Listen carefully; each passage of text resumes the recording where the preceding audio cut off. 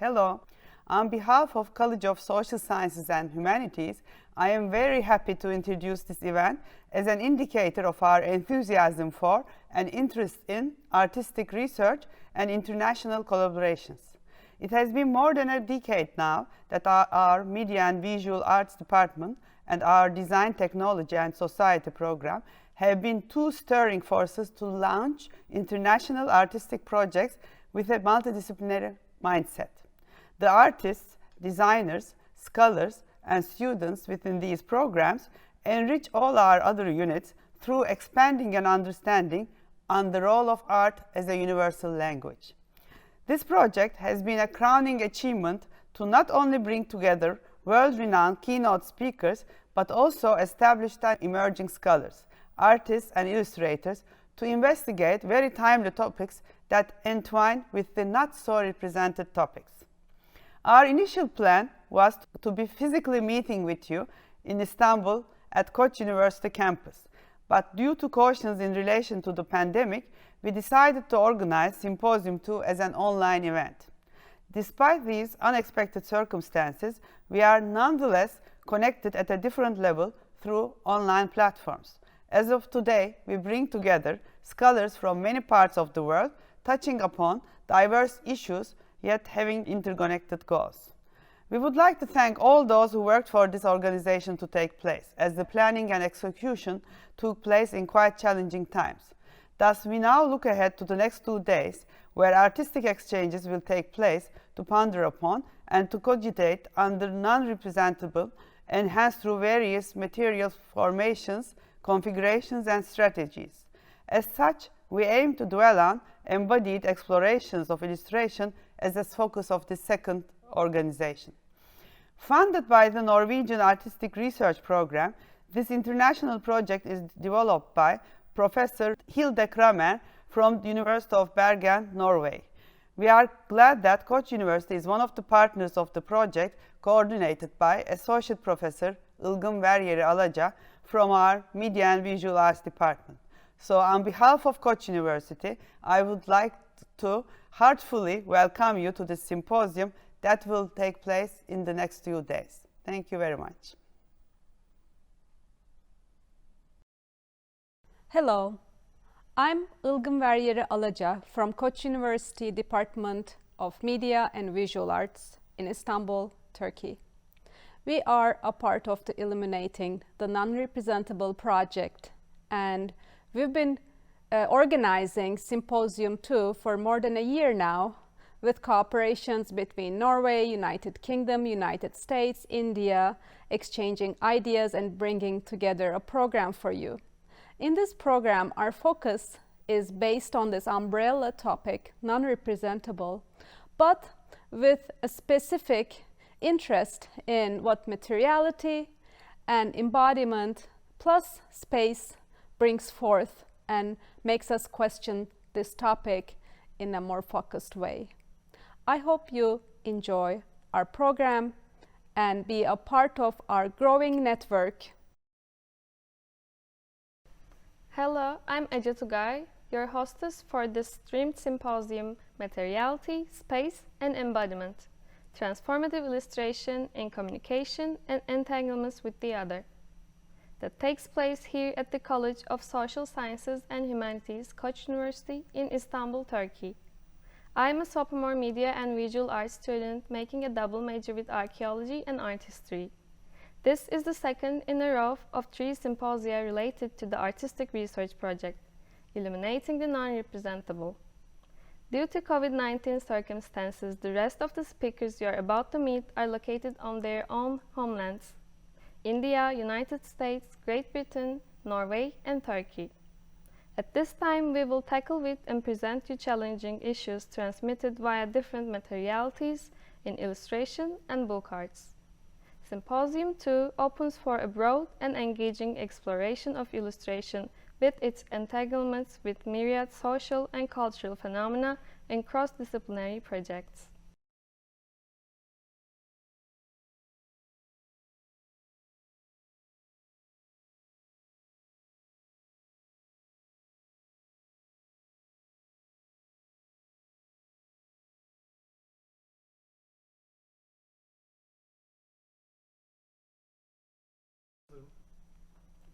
I would like to welcome our keynote speaker, Professor Nina Sabnani, for her talk, Fluid Not Frozen, Assigning Memory to Material. Sabnani is an artist and storyteller who uses film, illustration, and writing to tell her stories. She taught animation at the National Institute of Design, Ahmedabad, before moving to IIT in Mumbai. In 2018, she received the Lifetime Achievement Award for Illustration from Tata Trust at Mumbai. Through this talk, Assigning Memory to Material, Nina will share her experiences in collaborative work with contemporary artists from Kutch and Rajasthan. The artists she works are practitioners in the traditional forms of embroidery and kawa storytelling, which includes painting on wood. Their works are acts of memory that are embodied in their materials.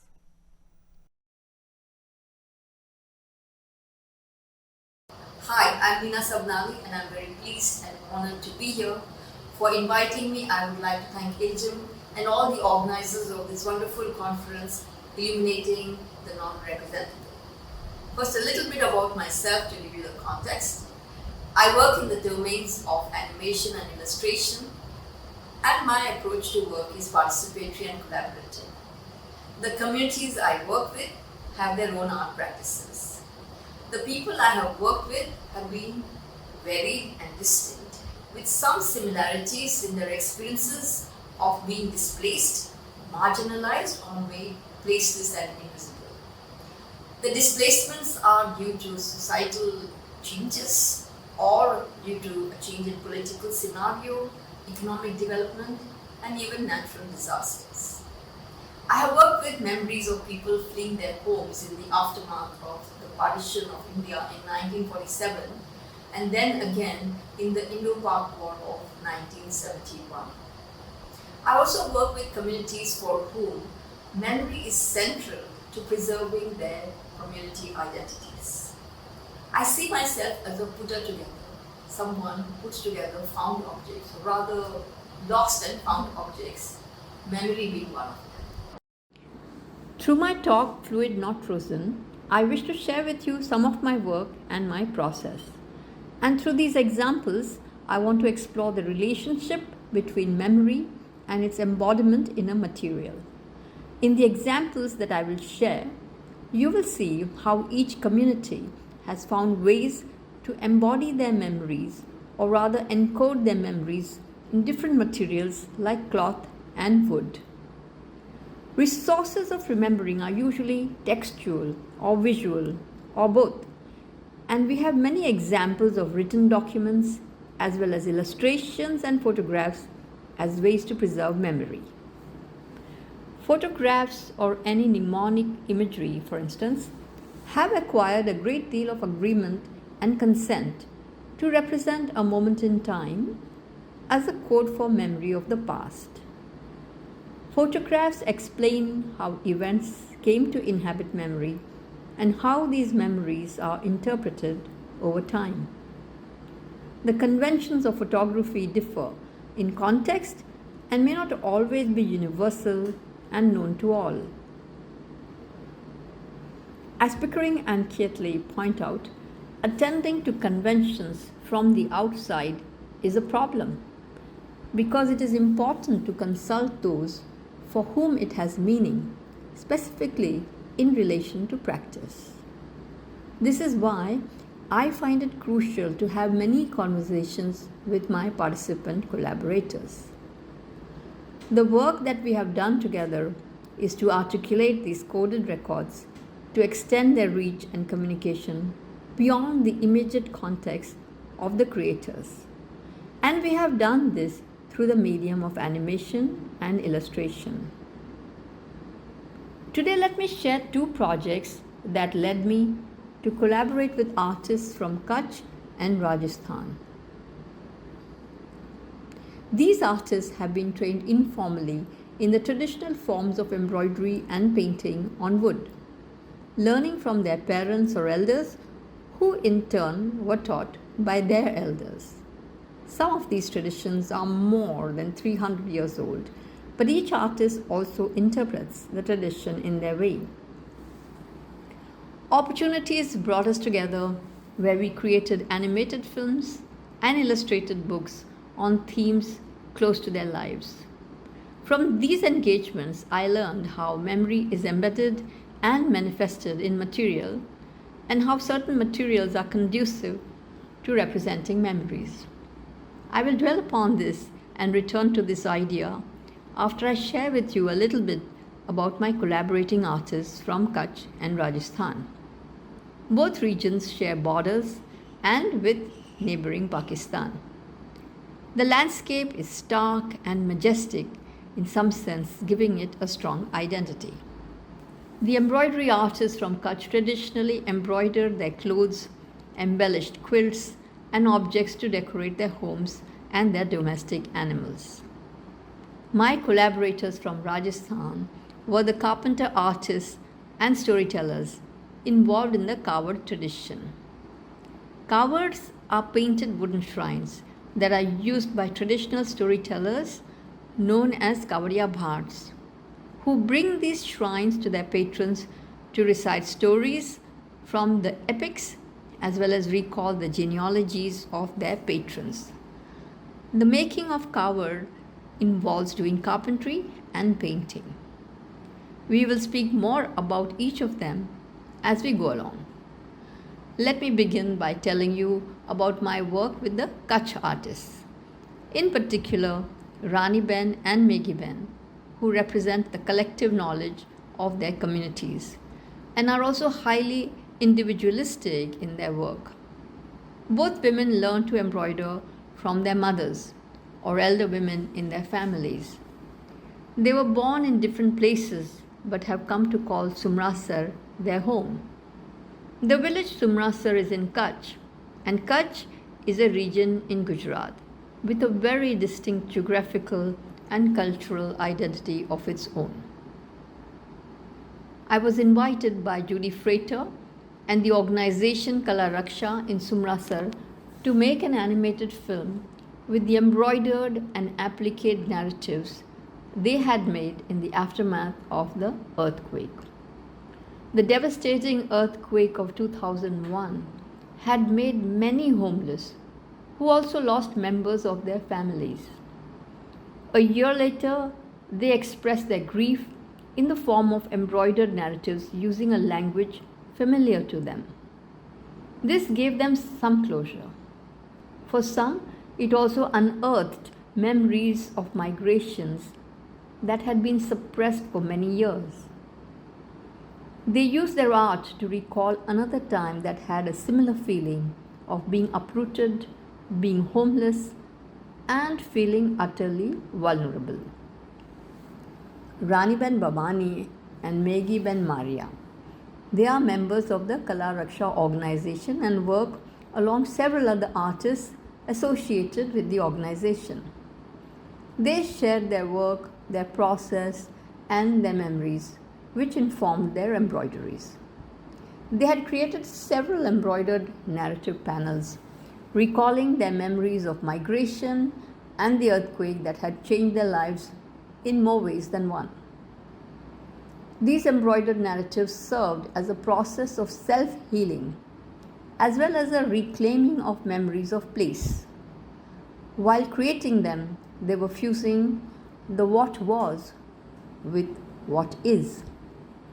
Having lost their territory twice, they negotiated these losses by claiming the geography of the cloth. The cloth became a space where the lost places were invoked and made stable and permanent, and which could also be folded away and stored, much like memory itself. Maps are conceptual spaces that define territory or provide directions, and they represent the cartographical gaze of power. Creating these maps, the embroiderers subverted that gaze. They created a bridge to a past that can no longer be brought back, preserving their memory and thus their struggle against the erosion brought on by everyday life. In choosing to share their memories through film, a medium consumed across social, economic, and political borders, my collaborators were attempting to distribute the burden of their trauma across communities and cultures. Together, we revisited their memories and created an animated film and later an illustrated book to tell their stories. Let me share with you an excerpt from the film and also some images of the book that we created together. કીધું કે તમારે કચ્છ જવું પડશે તો ઠીક છે અમે કચ્છ આવીએ અને આ રીતે અમે કચ્છમાં આવ્યા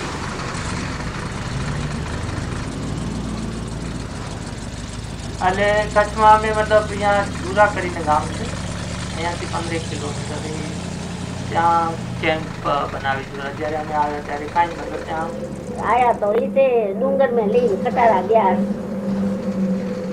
તો માણસ બધા કે એક પીઠે પીડી જાય તે લોકોને કોઈ વ્યક્તિ નથી સાવ ઉજળ મતલબ જંગલ જેવો વિસ્તાર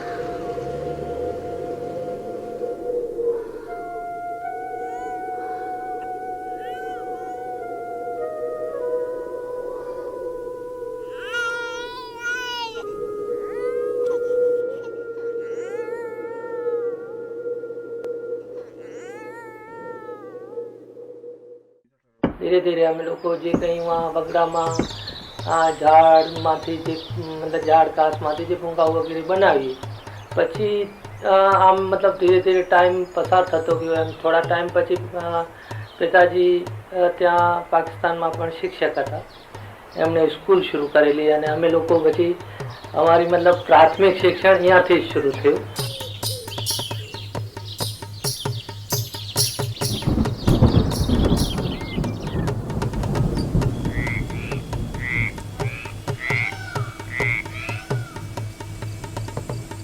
અમે 1980 સુધી જુરા કેમ્પમાં એઝ એ રેફ્યુજી હતા એના પછી ગવર્મેન્ટ બદલાણી અને 1980માં અમને સિટીઝનશીપ મળી અને અમે લોકો સુમરાસર ગામમાં આવ્યા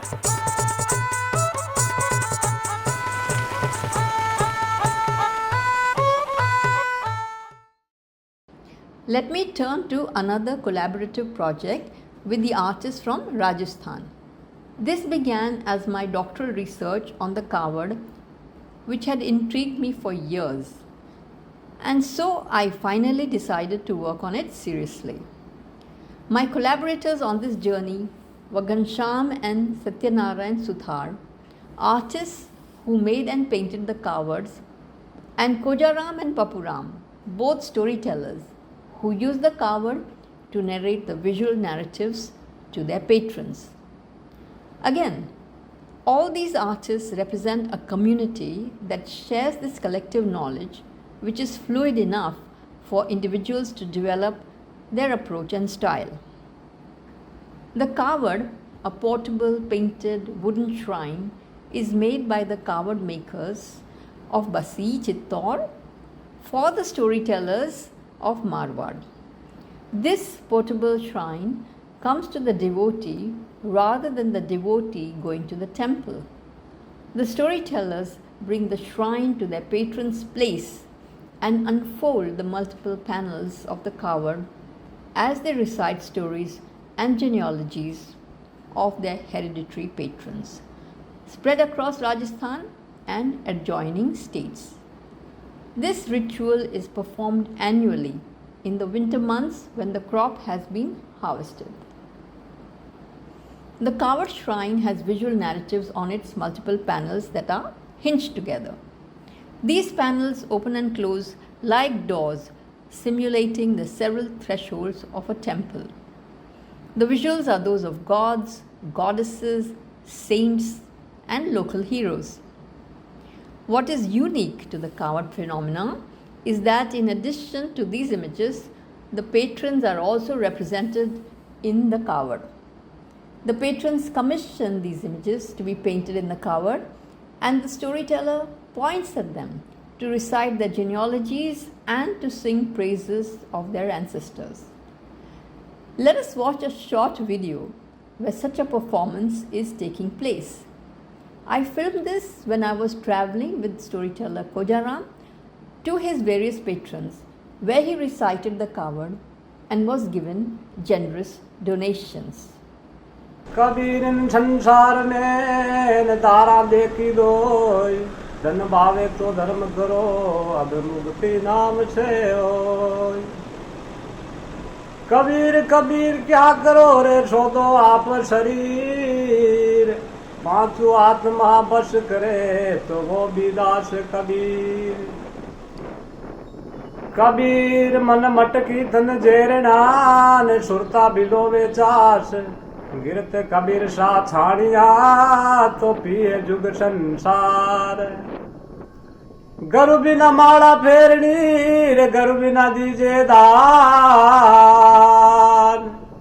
गरु बिना दान हराम तो बाचो वेद कुरान। पहली किसको मनाविए किन काली जे नाम, मात पिता गुरु आपना तो अलके पुरुष का नाम। बलवंत सिंह, पदम सिंह, शोभ सिंह जी, नारायण सिंह जी बाटी बुचाया कावड़ खुलाए दान दीनो, जयंत सिंह जी नाम कावड़ में बुचाया कमर, मुल्तान सिंह जी बाटी कावड़ खुलाए दान दीनो गाँव बाड़ना में। राम जी जाकर लिच माँ बाई गाँव धारा हर बच्चा देखो, धारा हर दान दिया ज्यारा पुन बच्चा कावड़ में। खूमा राम जी पाउड़ जिम्मा गाँव धनाऊ बच्चे धनाऊ में दान देखो दियो। I went along with Kojaram and Papuram to several other patrons to study whether there were more variants to their performances. One day Papuram was narrating a story to me and Kojaram immediately said, "But my story is different." Thereafter I noticed they had different opinions on the same story, on characters and their motives, but somehow the story was retained. This became the story of the film we made together. I also inserted myself in the story as a researcher who is obsessed with finding variants in the stories. In a way, the film also tries to explain the coward phenomena for a lay audience. We call this film Baat Wahi Hai, meaning it's the same story. It's a phrase they used very often. I would like to share a small excerpt here. लेकिन पता है कि वो शुरू से अंधे नहीं थे। अच्छा, तो उनकी आंखों को क्या हुआ? वो दान में दे दी, त्याग दी थी। क्यों? वो मैं बताता हूँ कि उसके पुत्र नहीं था। उसके पुत्र नहीं होने के वजह से उसने तपस्या करी, भगवान विष्णु के पास तपस्या करके वचन लिया। भगवान बोला कि भाई पुत्र जरूर होगा पर उसका मुंह नहीं देख सकोगे। इसी कारण से वो आपकी आंख है वो भी दान में दे दी। उसी तरीके से ये अंधे हुए। पर मेरी कहानी में तो ऐसा नहीं। अच्छा, इसमें अलग है, वेरिएंट हैं, तो बताइए।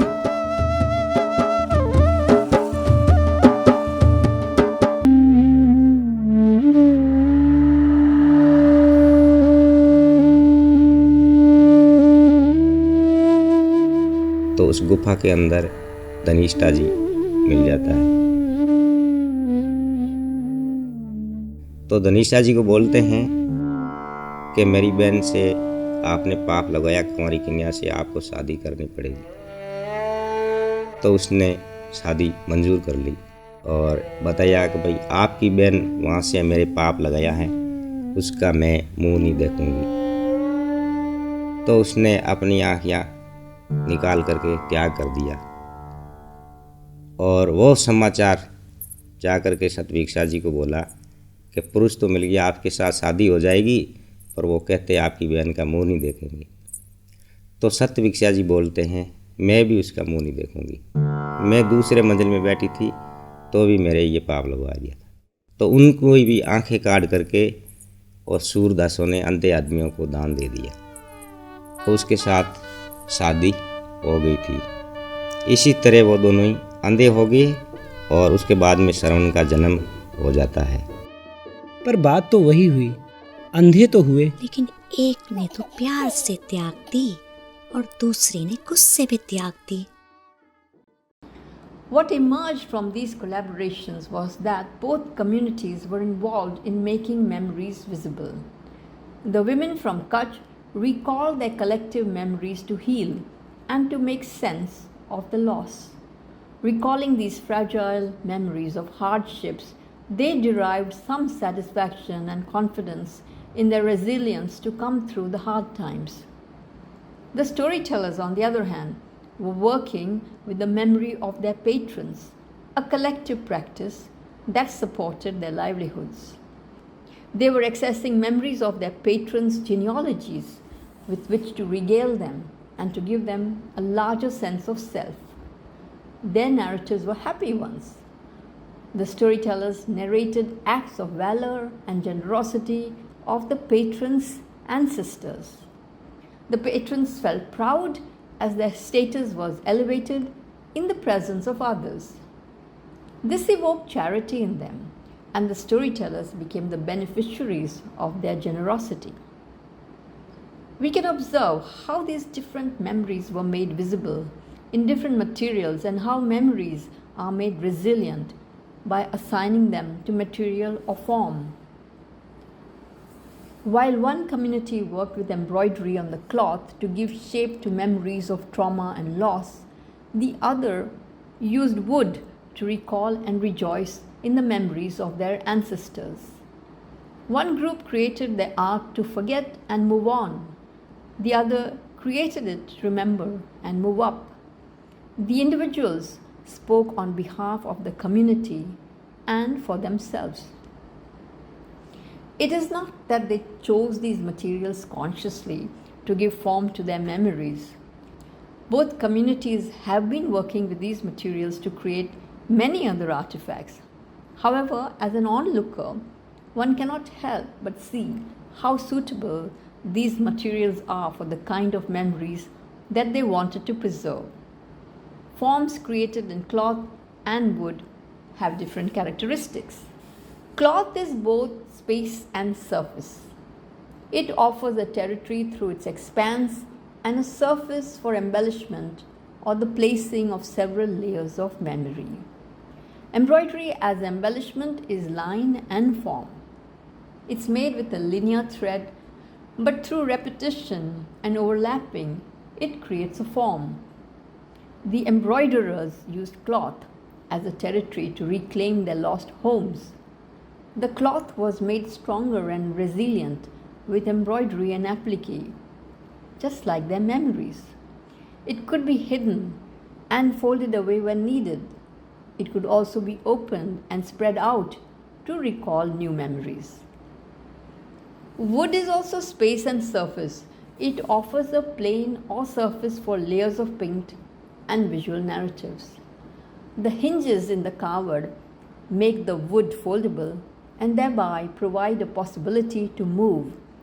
And movement suggests a change in the state of being or status, as in their case. The folding panels also allow the storytellers to conceal and reveal the narratives in time. In both cases, with the cloth and wood, the folding and unfolding give a time dimension to a spatial object, which brings us to reflect on the relationship that the materials share with the notion of memory. Memory folds time and brings the past into the present. If we were to consider the nature of memory, we may be able to observe some similarities between the characteristics of the way the material has been used by these artists with memory itself. So we may argue that there is a strong relationship between memory and material. Memories are abiding, but also fluid. They are prone to fragmentation and fade or transform over time. As Miyakoto has said, remembering and forgetting are active practices and not an absence of memory. Memories are transient, fragile, but resilient nonetheless. Cloth and wood have similar attributes. Cloth fades, wears and tears over time, but never quite succumbs to disappearing altogether. It is malleable, and it is in a constant state of transformation. Wood, too, is a dimension of time and the memory of the tree's lifetime. It grows and changes over time and is transformed into myriad forms. It may also crack and splinter, but has the tenacity to endure and survive. Just like memory, it is fluid, not frozen. Having said this, I would like to say something about the process of collaboration and the insights gained through this experience of working together with the memories of others and my interpretations of them. As you can see, my collaboration with artists from both these communities has been about bringing memories and interpretations together.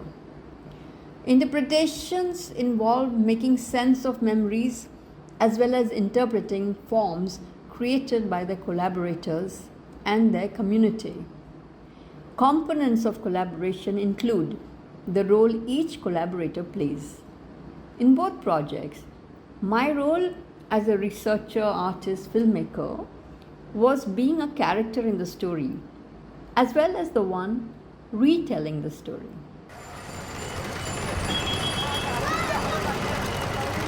I came to do research on silk embroidery.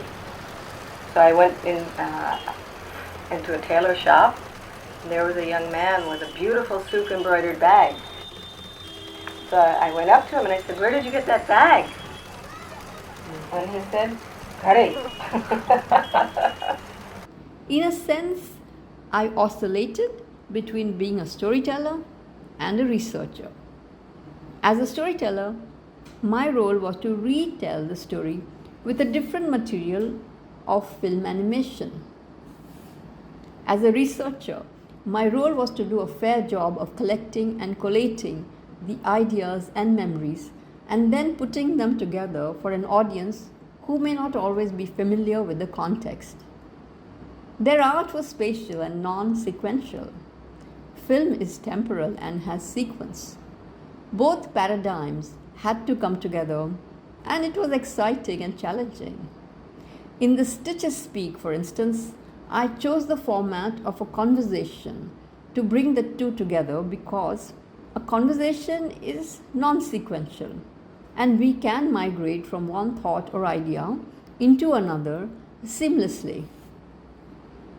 Observation and interaction played a big role. I interacted with the participants and also observed the interactions between them. मोर देश राजा विया एक और एक राजा बिशली लड़की पद्मावती नाव करण रानी तो वह कन्या है जो उन्हें पूछियो के माता जी कहो के पद्मा तू किन्ने कर्मरो खावे जना पद्मा देखन बोली पिताजी मैं मारे ही कर्मरो खाऊं कि नहीं कर्मरो नहीं खाऊं तो देखो आज थारे घरे माँ 20 आदमी भेड़ा भी यहाँ तो आप आपरी किस्मत रो खानो है हाँ तो विने बजाऊं राजा बिशल ने एकदम रीस आई है तो रीस रे माँ ने कहो इन लड़की मोटी है 20 बरी हो गई इन्हें मतलब भेज दो परनाई दो अपने घर से बाहर निकाल दो. I became the observer, but I was also being observed. In the beginning of our interactions, when they were still trying to figure out my intentions, the carpenters would ask me, "Are you going to open a factory to make carvers?" When I assured them that my intentions were purely academic and even showed them my ID card from the university to prove I was a student, they said, "Oh well, I could also print that." So while I was learning about them, I was also vulnerable and was being tested and being learned about. These interactions grew more amiable over time. There were points of agreements and also moments where we needed to discuss and debate. Like the arguments the storytellers had with each other over the way one story unfolded when we were making the film, it's the same story. We made the argument as a part or rather the form of the script. Some issues emerged due to language and choice of words, my gender and methods of working that were different to theirs. It is possible that we would have had a very different story to tell if I spoke their language or was of the same gender. This only goes to show that collaborations too can be very fluid and transient. The kinds of interactions I had with them was quite different from the ones I had with the women embroiderers with whom I spoke in their language. Their artworks and memories were my material.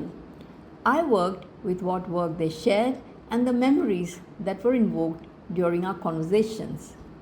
For the embroiderers, their memories were not only of displacements but also of placemaking, because they wanted to speak as much about the present as they did about the past. They wanted to share stories of trauma, but also of their present scenario when they were successful. અમે લોકો જ્યારે સંસ્થાની શરૂઆત કરેલી ત્યારે 20 કારીગર આ ગામમાંથી શરૂઆત કરેલી આજથી 15 વર્ષ પહેલાં.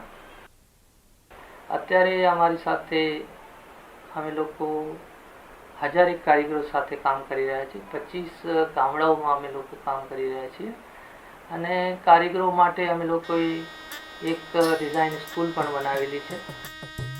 And you can see in how they speak about their work. જો ઓલી બેન પીસ કેવો આવ્યો? આ જુડી બેન અમારો પીસ જુઓ કેવો સારો છે. અમારો દીકરો સામજી અહીંયા છે ને ઘેર છે આમ સામજી મારો દીકરો છે આ સોલરની સંભાળ લે આ આપણી કલા રક્ષા પછી આ ઓફિસ પ્રકાશન બેહે પછી આ દુકાન છે આપણે વેચાણ કરવી છે અને આ પ્રકાશભાઈ દુકાન આમાં આ એને ઈંચકા આપણે ચાલી છે પાછા 4 જણા બેઠા છે.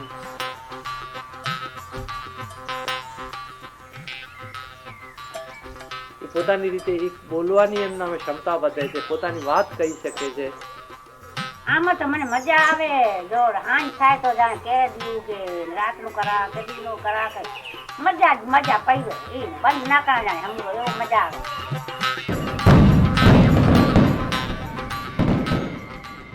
As a narrative, the film could have ended when they found a new home. But the collaborators wanted to go beyond the memories of hardships to narratives of success. There is therefore an extent to which the freedom to create exists for each collaborator. They too worked with what was available to them. The women chose from the cloth scraps at their disposal and interpreted these fragments to give form and shape to their work. In one instance, I requested them to create an image of the sewing machine with a tailor. What they created challenged our ways of doing animation, but in the process, we arrived at ways of representing motion in ways not explored before. Here's another example of the animation of a bullock cart, which they identified with immediately, whereas the same animation seemed strange to my colleagues at work. Our collaboration depended on what we received from each other and how we put that all together. In collaboration, each participant brings something to the project, and the resultant is an altogether different expression. What is brought together is also fluid and changeable. The facts may change from day to day. Let me share one anecdote here of one interaction I had with my collaborator, Maggie Ben. We were discussing an embroidered map of Sumrasar that she had made. Once she confirmed that she had made it, I asked her if I could see it. So she said, "Oh, it's gone to Mumbai." But then she added that another one was in progress. I asked her if she could bring it, but she said, "My house is too far." Then I said, "Let me drive you then." To which she said, "What will you do seeing an unfinished piece? Why don't you look at its picture in the brochure?" When I asked her, "Isn't there a difference between a photo and the real thing?"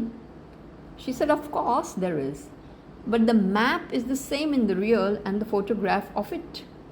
When I stopped pursuing her, she added after a pause, "You can come by and see it tomorrow. I will show you."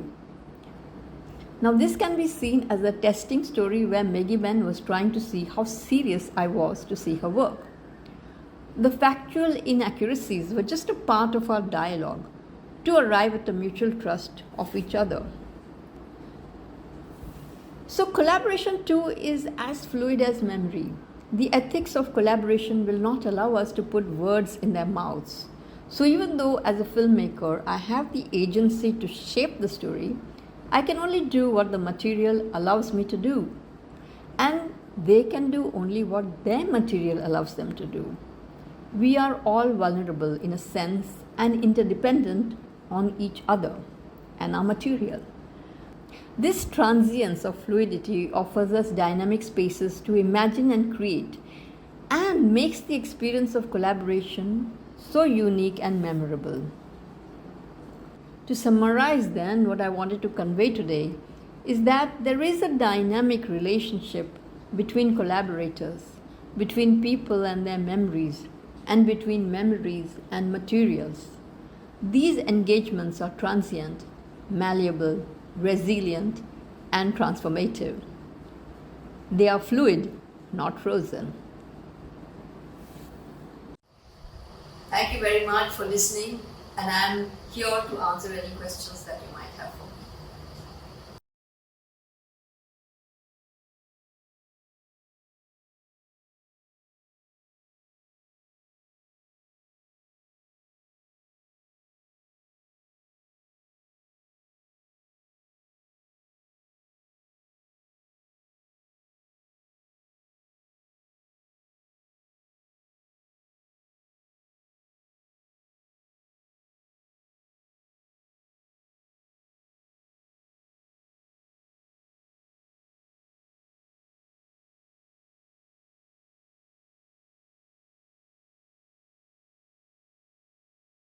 We would like to welcome Professor Sarah Bodman to give her talk entitled, Can You Handle It? Professor Bodman will explore some aspects of our engagement with materiality through books we feel we must handle, may not want to touch, or books which make us complicit in their narrative through turning or interacting with the pages. Professor Bodman is Senior Research Fellow Artist, Books at the Center for Fine Print Research, where she runs projects investigating and promoting contemporary book arts. She is also program leader for MA Multidisciplinary Printmaking at the Bower Ashton campus.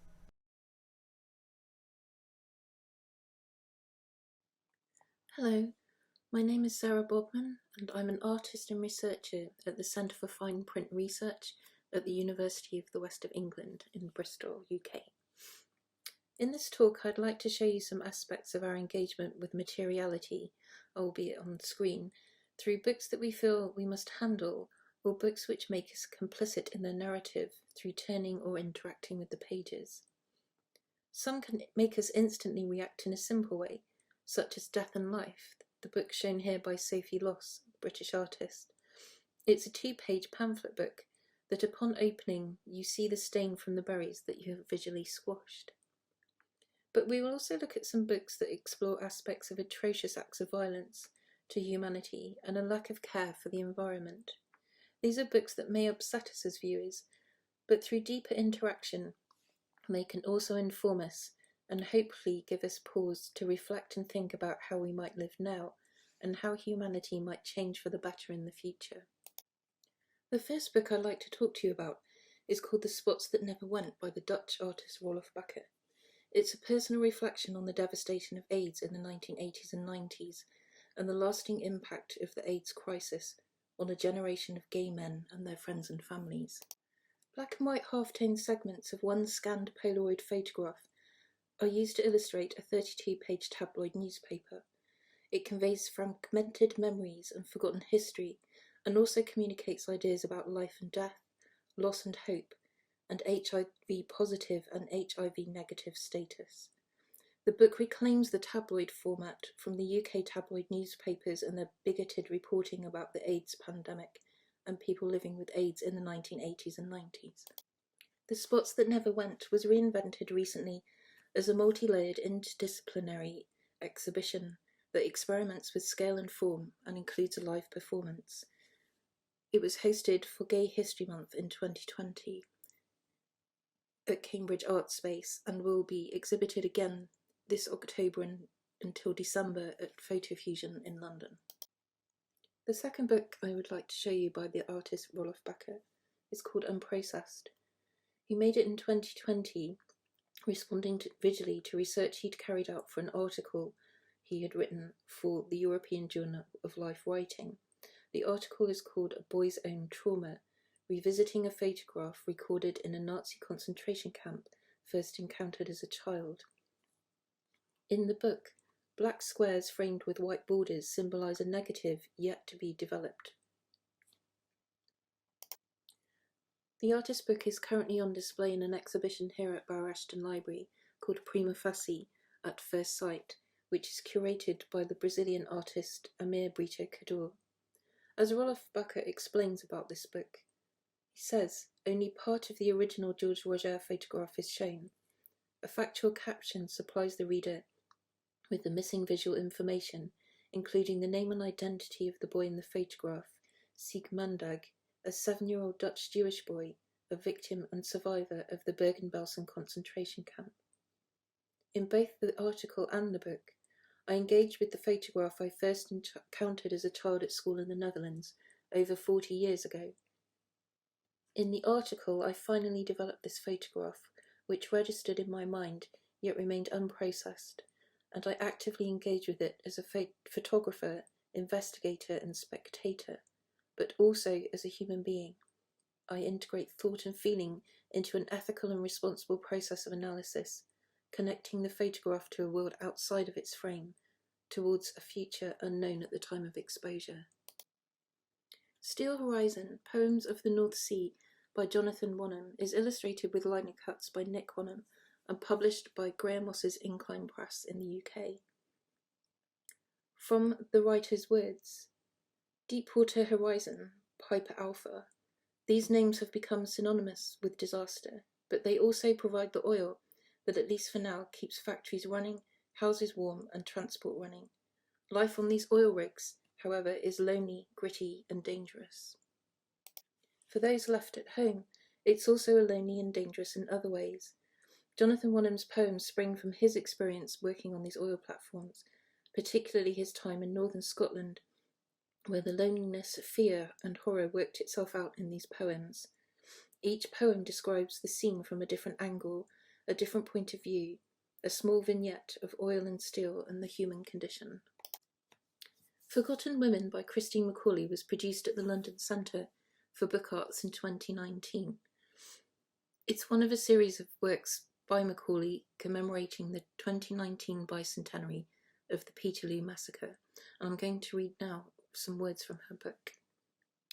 Women were active and vocal participants in the early radical democratic movement of the early 19th century. In a move considered revolutionary at the time, they were allowed to vote at meetings with the men.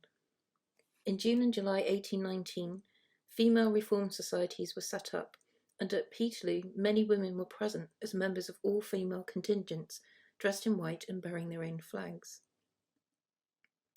As you can see from the image shown here, this is some of the experiences that they had at Peterloo. As she goes on to say, at Peterloo, the women of the mill towns had shown that they were an organised and sophisticated political force, and throughout the 18th century, radical female organisations continued to flourish. In 1903, Emmeline Pankhurst established the militant suffrage campaign of the Women's Social and Political Union in Manchester. 99 years after Peterloo, women finally gained the right to vote. Sue Anderson and Gwen Harrison are Australian collaborative practitioners who use artist books to reveal elements of their own investigations into factual historic abuses. How for a Black Cockatoo and Phantomwise Flew the Black Cockatoo are two related artist books that together took nearly 8 years to complete. Both use letterpress printed text with wood and metal type and sugarlift etchings. After meticulous research of historical government inquiry documentation, Anderson and Harrison convey through raw and visceral printmaking practice the effects of the 19th century Australian welfare system upon the lives of young female orphans. How for a Black Cockatoo uses the character of Alice from Lewis Carroll's Alice's Adventures in Wonderland from 1865 to explore the cruel contrast between imaginary childhood adventures and the physical reality of children sent to live in the former Bilola prison on Cockatoo Island in Sydney Harbour. The abuses to these young wards of care were slowly revealed after rioting and press coverage led to a public outcry and a subsequent inquiry in 1873. As Anderson and Harrison discovered, in 1887 the girls were relocated to the Parramatta Female Factory established in 1821 as a shelter prison workhouse for unassigned convict women or young single girls. These girls had been sent from their home countries during times of forced migration policies in England and Ireland, driven by the fear of potential uprising by the working classes. Phantomwise continues their investigation. Well after completing Howl for a Black Cockatoo, gnawing questions persisted. What happened to those young girls? Considering the damage done to them, how did they survive?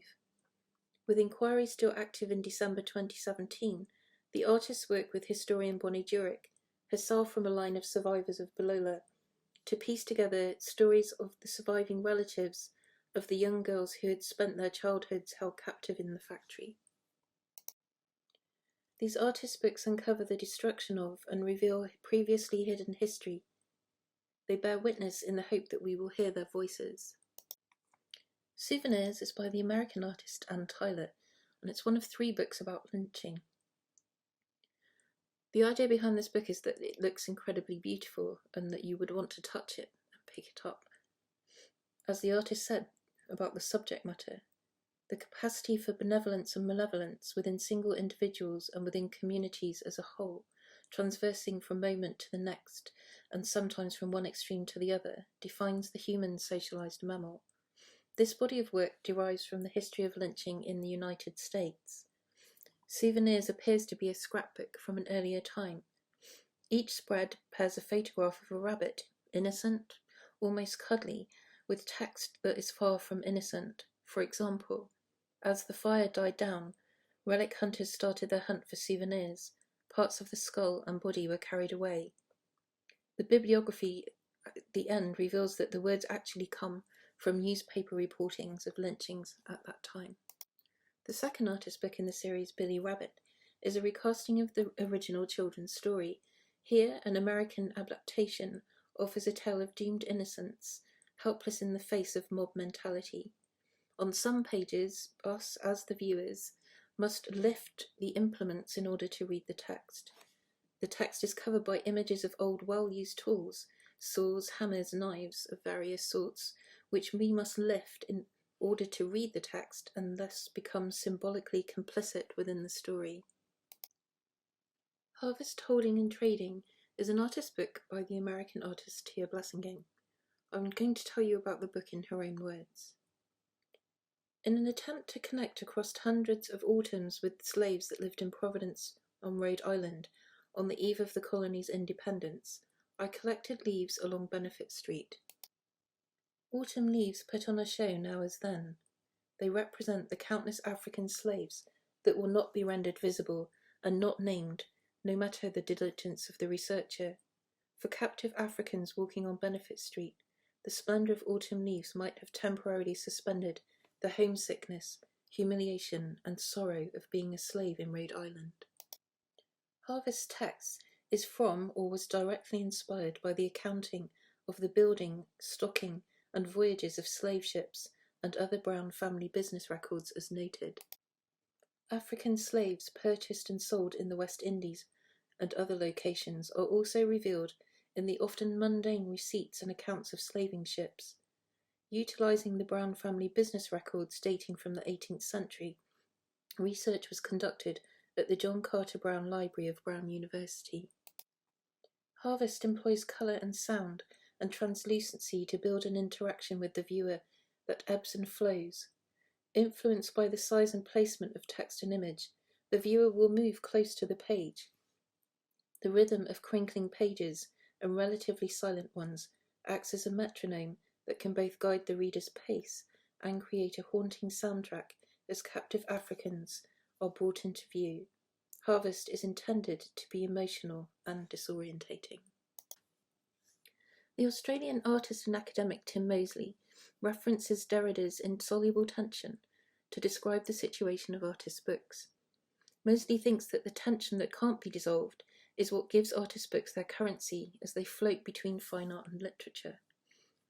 Mosley's research into how we navigate through the book as a material object has investigated haptic touch as a means of privileging the hands over the eyes when we interact with these artefacts. This artist's book, Kanage Polawanda, was first exhibited at his solo show Remembering Touch at Queensland State Library in 2014. It's a really beautiful large-scale book that demands interaction with the viewer as it leads us through a tactile and visual narrative of the plight of Kanage Polawanda, the girl of the Bamboo Creek, who is one of the Sambaleki people of Papua New Guinea with whom Mosley lived as a child. The Archipelago of Remnant Garden series of bookworks expressly demand physical touch as part of their reception. The imagery is printed right up to the edges of the paper in dense, multi-layered relief prints that transport us through our fingertips. The book is made both for and of the rainforest, with each of the print blocks hand-cut from sustainable Luan plywood and printed onto pliable kozo papers that yield a warmth to our touch. In order to participate in the book, we as viewers have no choice but to touch the art on the pages. We need to feel which parts of the paper to turn, open and navigate through as we immerse ourselves in its physical presence. Right in the middle of the book, we find Kanage Polawanda herself, hidden behind a beautiful butterfly print that we must turn to see her face. As Mosley has explained, he, as a white male, is privileged and as such could leave the forest. Now finds himself torn between the city where he lives a good life and the bush where he knows that mining and mineral companies are destroying the life of his childhood companions. As an artwork, this is one of the most beautiful and moving books I've ever had the privilege to experience, and I think it is works like these that contribute hugely to our understanding of the power of the book as a valuable physical artifact that we engage with willingly. Clyde McGill's practice focuses on the inequalities of the cultural divide of place without due cause, the drawing of political and social borders to privilege some and exclude others. His book Witness won the annual Libris Awards Australian Artist Book Prize in 2018, which was organised by Artspace Mackay in Queensland. The book was made during his residency at the State Library of Queensland in Brisbane. In the colophon text, McGill outlines his project. I travelled to Murujuga in Burrup Peninsula, in the remote north of Western Australia, to see the petroglyphs. What I saw was a collection of art that outweighs Lascaux and Chauvet in France, the Nazca lines in Peru, and Valcamonica in Italy, all of which are UNESCO World Heritage listings. Here at Murujuga lived a community of artists making art in the form of exquisite petroglyphs carved into the hardest rock, some created over several generations continuously for 40 to 50,000 years. But as McGill explains, rather than this site being protected, it is being desecrated. The artists who made these petroglyphs are long gone, as he says, massacred in the 1860s, men, women and children by invading colonisers. There is no heritage listing here, much of the site now occupied by petrochemical, mining and manufacturing industries, breaking the landscape in clearance for road building, and even using the rocks for infill. Royalties are also not paid to the current custodians by the mining and associated industries that use this site. In Witness, the physicality of production is evident. There is huge energy in the large-scale pages of densely covered image and text. We are witnessing here the elemental forces of protest and of the artist's hand in that process of lamenting the destruction of thousands of years of history for economic profit. Zero Trace by the British artist Jane Kennelly was made for an inventory of Al-Mutanabi Street in 2012. The title of the booklet is taken from an advertising slogan on the bottles of Eau de Javel and follows on from her broadsheet which she submitted to the same project previously. The book takes the idea of death and destruction, shards of glass, fragments of metal, paper disintegrating into pulp. It takes it into the chilling area of disinfected nothingness when the street has been cleared and cleaned. Biblioclast by the American artist Joan Lyons was also made for an inventory of Al-Mutanabi Street in 2012. This is a simple but layered and strongly influenced by Fernando Baez's powerful book, A Universal History of the Destruction of Books, from Ancient Sumer to Modern Iraq. Its main text is an abbreviated reprint of Jeffrey Spur's compilation of reports enumerating the staggering bibliographic losses that were sustained following the 2003 invasion of Iraq, when most significant Iraqi cultural institutions existing in a power vacuum and unprotected by the American occupiers, were looted and burned. The destruction of Al-Mutanabbi Street in 2007 sounded as a coda to those events, and a continuation of the ongoing human frenzy to annihilate the cultural and intellectual body as well as the human body of the other. An ordinary book, produced in trade format, Biblioclass was printed on archival paper which was carefully hand-bound in quarter cloth with gold title stamping and then partially burned. It was done in reference to its contents and in memorial to the history's lost bodies of literature. Al-Mutanabbi Street, A Vicious Circle, is by the Danish artist Mette Sophia Ambeck. As she says, Baghdad was once founded and built in a circular way, and its name at the time was Madinat al-Salam, or City of Peace. This has a sad irony now, and being a child of the early 70s, I only associated Baghdad with death and war, rather than with peace, from watching so many television news reports. From the outside, the conflict feels never-ending, with no resolution in sight, a tragic, vicious circle. This book represents that, but is also a tribute to Al-Mutanabbi Street, a street where thoughts and ideas were, and are, still exchanged in book form. The images in the book Antiquities by Marion Crawford are taken from a set of old glass lantern slides which are held in the collection of the State Library of Victoria in Melbourne. They're from around 1900 and show romantic views of, for example, the Grand Colonnade of the Roman Temple at Palmyra. The books were printed by the artists using photopolymer plates, a typewriter and handset letterpress text in 2015. Here we see Aleppo in all its glory with famed minarets and towers. But the text that follows each image, letterpress printed, is a composition taken from short newspaper commentaries. The final image in the book shows a still from a video posted by Islamic State, which shows their destruction with sledgehammers of the antiquities in the Mosul Museum in Iraq. The artist says that creating these books provided time to absorb and release the stories so that people would take time to read them and ingest their contents. Making a print transferal from the matrix of ink onto the page is like speaking how you feel. It makes it material. It gives it a voice in another language, externalizes it, and makes it objective. The last book I'd like to show you is called Acaso Twilight. It's by the Mexican artist, publisher, and co-founder with Felipe Ehrenberg of Bojas Press, Martha Hellion. It was screen printed over silverleaf paper in an edition of 30 at the Teller Pablo Torrealba TPT studio in Mexico, and can be read in many ways. First of all, it's beautiful and captivating, depicting the onset of dusk, a shimmering twilight with a detail of pink and an orange-tinged sky on the last page.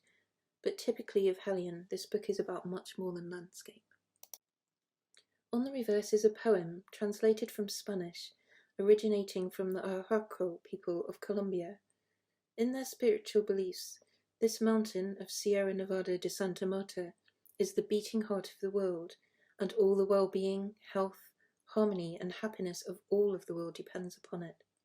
So here is Hellion at twilight, looking to the heavens from earth, thinking, asking, reflecting on her travels, and this immense beauty of the mountain at dusk, and its responsibility for everything and for all of us. She asks us to embrace the beauty of this landscape, and to be aware and to hope.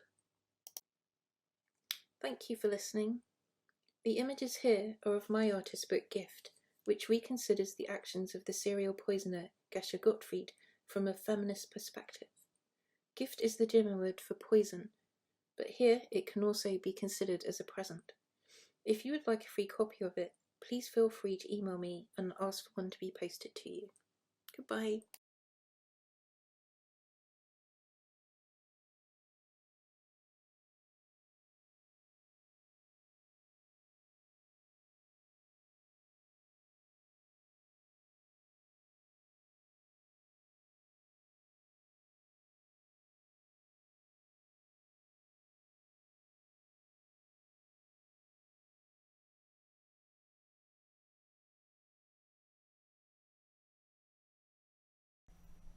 Professor Tanya Softich from the University of Richmond, Virginia, will discuss her current project, Circle Back, a creative inquiry into questions of memory, migration, and the relationship of culture and the society to the land. The project speaks to ecological, political, and cultural realities in a world already suffering the effects of climate change and species extinction.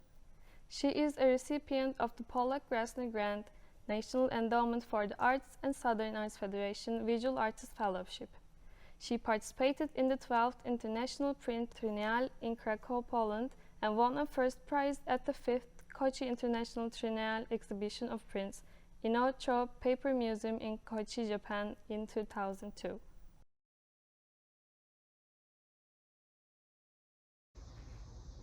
Hello, welcome to my studio.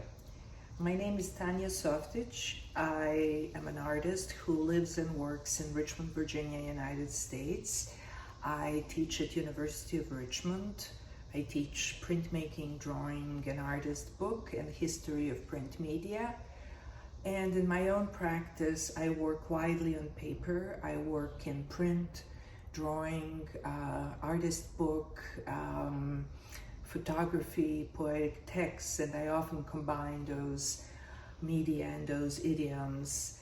The process of work itself, the physicality of paper and drawing media, and printmaking media, the visual sources that I use, all of them inform my work. I have been addressing the ideas of migration, memory, and people's relationship to the land. I am an immigrant to the United States from Bosnia and Herzegovina. When I came to US in 1989 for what I thought was a 3-year graduate program, I came from the country called Yugoslavia. So while I am fascinated by questions of cultural identity or cultural belonging on an intellectual level, I have a personal experience of what Edward Said called the contrapuntal reality of an exile. I have transitioned through 3 citizenships in addition to one period of being a citizen of no country. In both my new and old homelands, outdated notions of national and ethnic identity and belonging continue to shape the politics and the society.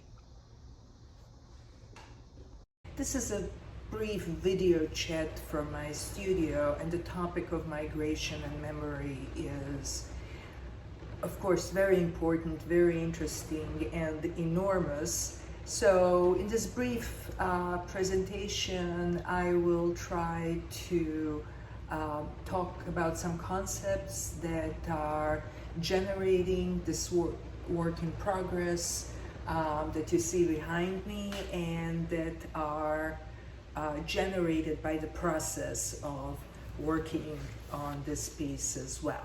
Because of COVID, I have not left the studio very much in the past year and a half, and unlike many people affected by the pandemic, by storms, by fires and crop failures due to the climate change, by capitalist boom and bust economies, I have had the privilege of having a safe, creative haven in which to process the events, in which to record my thoughts and make work that is informed by this situation we all find ourselves in. Perhaps this privilege is not something that I would have been contemplating several decades ago, but I am acutely aware of it now, and I'm grateful for it, and I'm also sobered by it. We have entered the era of what seems to be the perpetual mourning. Each action that we take and each contemplation of the natural world is tinged with a sense of loss of our world as we know it, and knowledge of how much we are losing every day due to climate change. How many autumns do we have to observe the splendor of the falling leaves, for example? How many species are going to disappear this year? How how long before homes of millions of people and territories of entire nations are submerged under rising oceans? There is a sense of anger, despair, and even helplessness in the face of inaction by world leaders. How do we articulate those feelings and this new way of experiencing the world so that we can communicate it? And how do we then turn them into something actually useful, new creative ways of looking at and organizing the world? Dreaming of the perfect past and simpler world is always very tempting, but it is fantastical because whose simple past are we really talking about? And it is useless. What if we learned to think about the loss not with nostalgia, not with mimicry, but with aim to understand the forces that shaped our culture and our society then, in order to understand that same culture and society now, and to more importantly understand our inertia and fear that is keeping us from seeing the value of new views, alternative views, or solutions to the existential problems that we are facing today.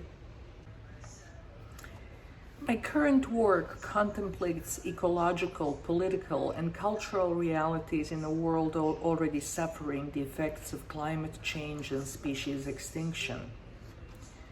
The processes I use for creating images for this body of work involve material labors of walking, collecting, repairing, cutting, transforming, and connecting, generally speaking. Specifically speaking, I travel, hike, and explore in order to create photographic material. I create photopolymer etchings from my photographs. I collect biological illustration, elevation maps, things like visualization of meteorological data or geophysical forces. I cut and reassemble photographs and found images into large collage works that are then further developed in drawing, painting, and collage. I aim to create pastoral landscapes for 21st century, include the loss, displacement, impermanence, but include the hope as well. The works are unsettled and without the center because they investigate the world without center, without solid ground, without permanence in the lives of increasing part of humanity. My graphic interventions on top of the larger backgrounds are conversation with that reality. They're investigation of our priorities, and they contemplate new ways of living, valuing, and thinking in this new rapidly changing world. Long horizontal format, rhythmically broken into contrasting, dialoguing panels, seems to correspond with the idea of speed of the climate change on one hand, and speed at which we try and mostly fail to process the information that is coming at us with ever-accelerating intensity. It is certainly informed by the artist's book formats. I have worked and observed multi-channel video installations and other strategies to disrupt the conventional narrative. It is built as a result of digging into my own archive, so to speak, of photographs and mushrooms, invasive plants, memory places in Sarajevo and elsewhere, illustrations, decorative patterns, diagrams, maps, medical illustrations, microscopic imagery, etc. This new work comes from what has been the impetus behind much of my art and writing. What is it that emerges as fertile, as full of possibility, when we look back at life and culture that has been lost? How can we recognize seeds of renewal in the midst of unfolding disaster?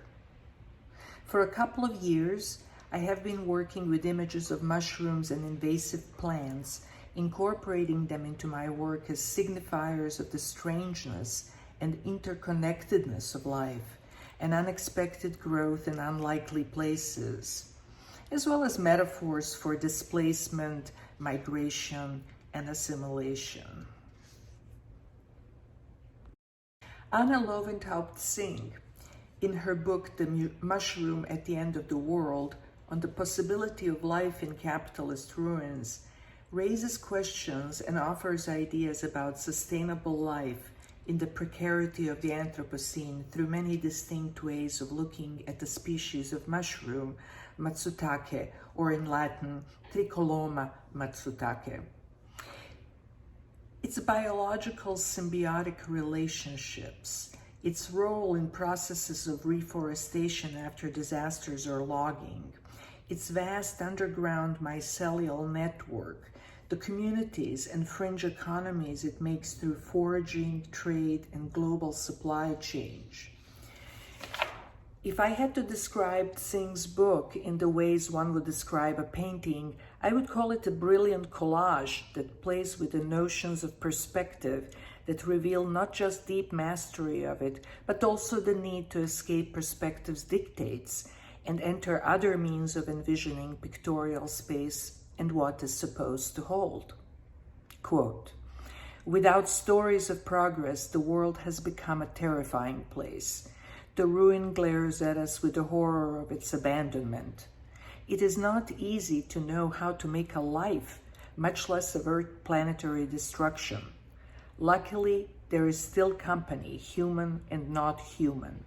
We can still explore the overgrown verges of our blasted landscapes, the edges of capitalist discipline, scalability, and abandoned resource plantations." End of quote.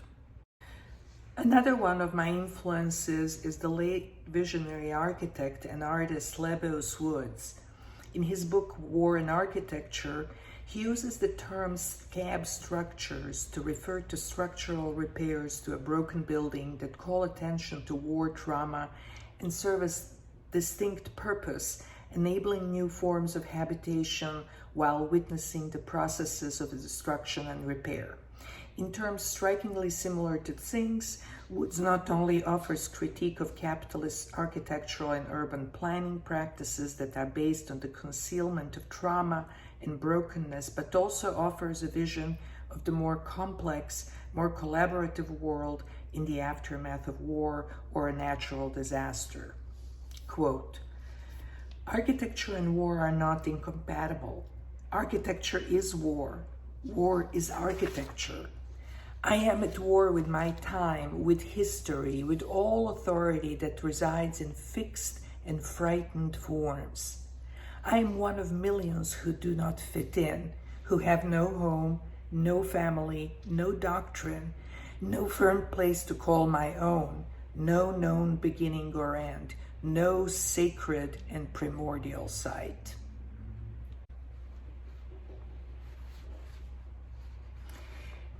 Both Singh and Woods visualize a habitable, sustainable communal world where brokenness is acknowledged, openly mourned, and woven into the landscape. We build upon the past, they warn us, and nostalgia and sentimentality, ideas of the innocent past, the glory of the past, are very slippery grounds to build on.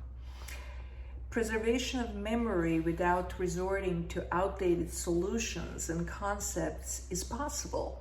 As Simone Weil has said, attention is a form of prayer. And I would add, it is the beginning of understanding, conversation, and action. As an artist, I'm hearing both Singh and Woods inviting me to practice attentive, creative openness to a shifting terrain and its surprises, not like the kind of awareness one would need to forage for mushrooms, cross the sea to uncertain future in a flimsy rubber boat, or set up home in the ruins. That is where the hope is. If we listen carefully to the stories of migrants, exiles, and refugees, not only for the sake of compassion, which we should have, of course, but also in order to learn ways of coping and rapidly evolving by witnessing the unthinkable, because we are going to need it. Popular culture is replete with figures of lone survivors and post-apocalyptic world, a guy with a gun and a supply of canned food, but actual survival on the earth actually calls for something a little more mature, a little more adult activity. It calls for more complex thinking. This work that I've been trying to tell you a little bit about, I reach back into my visual archives. I try to listen to the present, and I try to envision possibilities for the future. Thank you. I would like to thank my friend and colleague, Ilgim Verjeri-Alacha, and other organizers of this wonderful international forum. Thanks also goes to Koch University for their support of this event. And at the end of this video, I have included some information on the books that I have discussed and their authors that I have discussed here, and additional sources if you're interested in viewing more of my work. I wish you all good health, peace, and love, and I also wish you resilience and strength.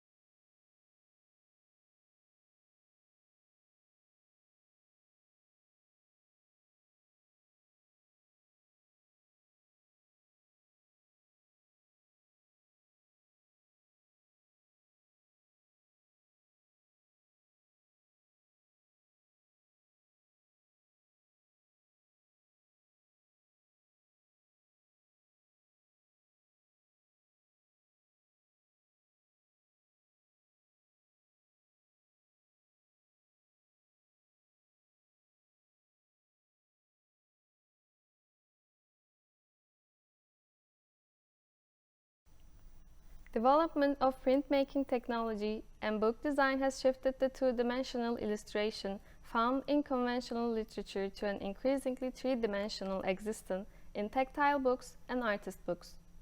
Now, we will hear Hilde Kramer and Imimov on their work, book, object, object, book.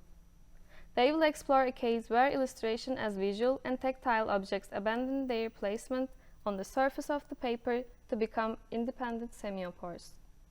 Hilde Kramer is Professor of Illustration at the Faculty of Fine Art, Music and Design at the University of Bergen, Norway, and has a background in illustration and picture books for children. She coordinates the illustration research project, Eliminating the Non-Representable. Imimov is an independent visual artist working with artist books and collaborative and interactive projects. She is also one of the founders of Codex Polaris, an artist-run group based in Bergen, Norway, which seeks to promote and provide opportunities for artists working with the book form in Norway and other Nordic countries.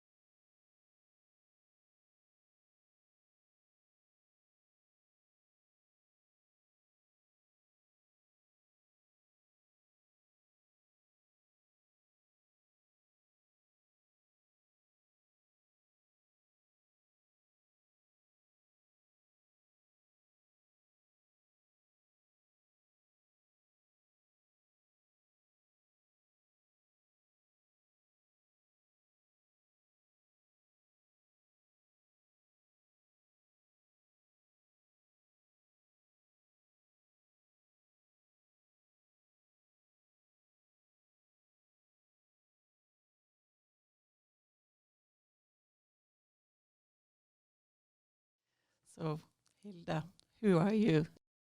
I'm Hilde Kramer. I'm a professor of illustration here at the Faculty of Fine Art, Music and Design. I've been illustrating picture books for 30 years, so that's my background. And I'm Imi Morf, and I'm a visual artist originally from the UK and have a background in landscape architecture and a master degree in multidisciplinary printmaking. So now for the first time you are collaborating. So Hilde, can you tell me a little bit about the background of this project? It's part of a artistic research project with 3 different work packages. And this is work package 2. Sounds very technical. It's an investigation of what an artist book can convey. Can an artist book convey genocide or the Holocaust? And how far can we go experimentally and still call it a book? That's the starting point. It was fantastic to have Imi accepting the challenge of becoming the project leader of that section of the project. Imi, you have had like a little obsession with boxes. Can you tell us a little bit about it? When Hilda first invited me to take part, we didn't know each other at all, but I knew that she'd already been experimenting with box work. So when she came to the studio, I showed her a collection of artist books that I've made over the past 20 years. Some of them in collaboration with other people that have a box as a house for a book or are an integral part of the work itself. Some of them including objects as in their own right. And a lot of the work that I work with is also very symbolic or working with text in a very minimal way. So was very excited from the beginning when Hilda invited me to take up this challenge, although it's working with a subject that is very, very different from how I work normally. I normally work with my own experience. So here was having to go into the investigation of a historical event and also one that's very difficult to deal with, difficult to understand, and the big challenge is how do we convey it to the next stage and actually produce a piece of work at the end of the research time. We'll have to return to this a little bit later in the conversation because you're onto something very interesting there. First, Hilda, you have illustrated many books previously with 2-dimensional illustrations. What could be gained from going from 2-dimensional to 3-dimensional illustrations? I have to mention a book that was published in 2007 by Bjørn Sortland and Inger-Lise Belsvik. It's a tactile book with 3-dimensional objects for visually impaired and blind people. In that book, the 3-dimensional objects are still fixed on paper. What I discovered when I started investigating the narrative potential of these illustrations was that it seems that they are different in that sense that usually when you have sequential literature, you depend on certain factors to drive the action forward, both on the text side and the image side. And here, the images were so different because think of a normal picture book. You would see where the gaze of the characters lead your eyes, the hands pointing, a figure running. All this is contributing to pushing the narrative forward. And here you have static objects. There are no vectors. That means the gaze and the position of body parts to create this feeling of movement. These are static objects, but they're still so narrative. And then you have the possibility of closing your eyes and just feeling the object. And it's a different kind of storytelling. So, but now you're even pushing it further with this project. Can you tell us, the listeners, what you have in front of you here in the studio? Well, we sit here with a box full of objects, and most of these objects come from Bjorøy, the cottage of Imi, and I would like that Imi takes over. These objects here are also the ones that we've just shown on the film. And we've been experimenting very much with what an object can convey.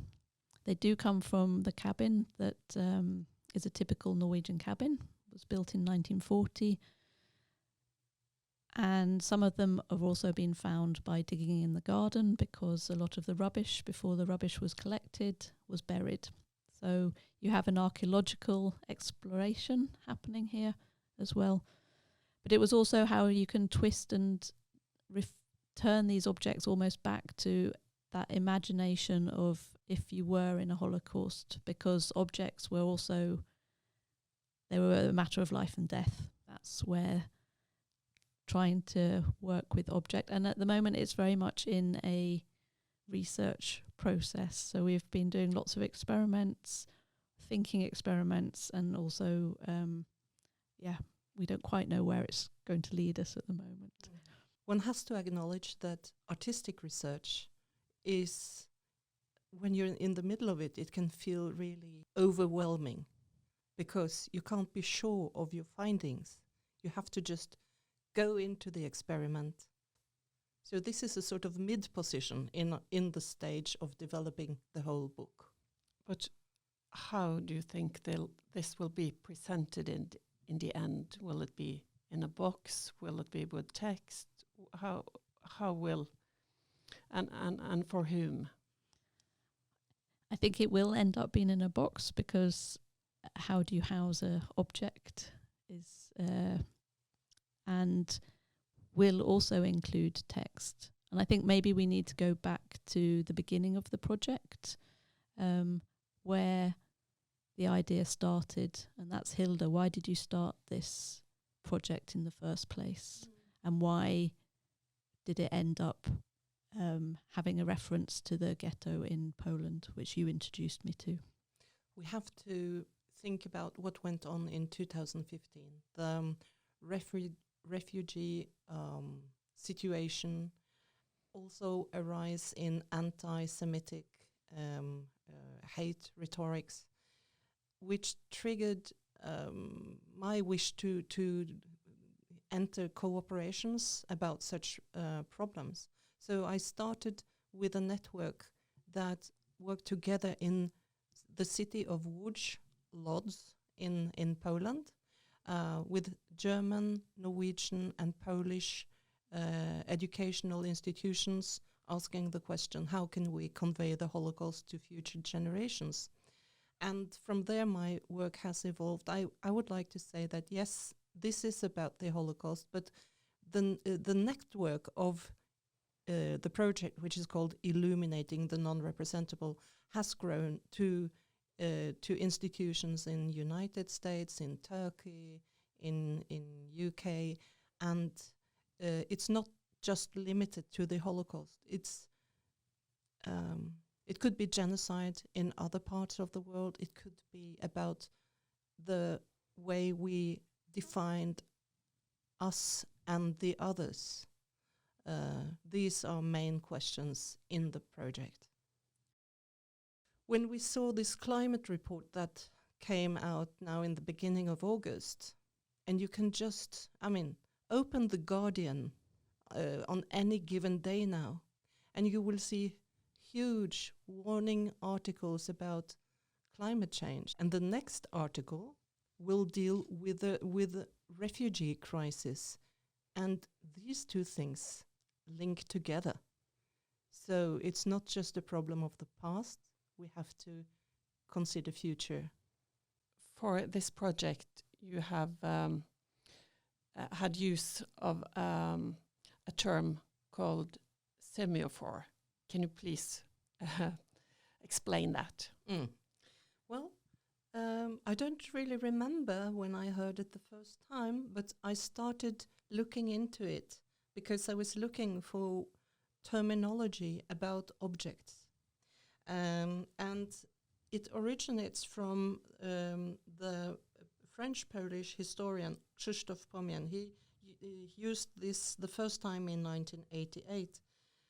And it emphasizes the property of an exhibited object as a special sign bearer whose meaning first emerges from the context of the museum, or in our case, in the book. As an ending of this talk, I think we can return to the question of representing experience as compared to provide an experience. Can you say a little bit about that? Yeah, that was during a book surgery at the Center of Book Arts in New York with Johanna Drucker in the spring of this year. And she eloquently described our project as dealing with a matter of profound human experience. And I think that's where we can come back to putting it in the past, but also in the present, like Hilda just mentioned. She said our main challenge is to decide whether we represent an experience or whether we provide an experience. And I think that's been a real key point in our project, or a sort of thing that made us really think. And we are trying to provide an experience rather than represent one. But at the same time, you're obviously having to take some of that representational elements, and how do you put that into a piece of work that can be viewed by very many different people. And then that's the next part of the project. Where does this work get disseminated to? Who views it, and how do you present it? Thank you.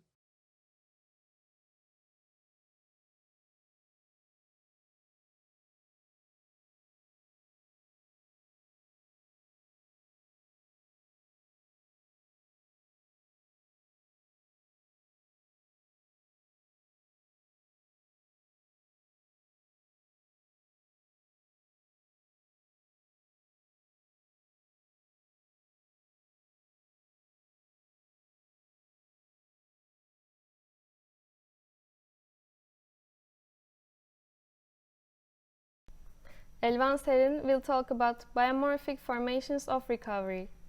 Her biomorphic formations are open for interpretation, mainly focusing on wounds, diseases, rotten and pitted parts of the organisms. She also emphasizes how sensitive nature is, pointing out the strength and recovery that is not seen at the first glance.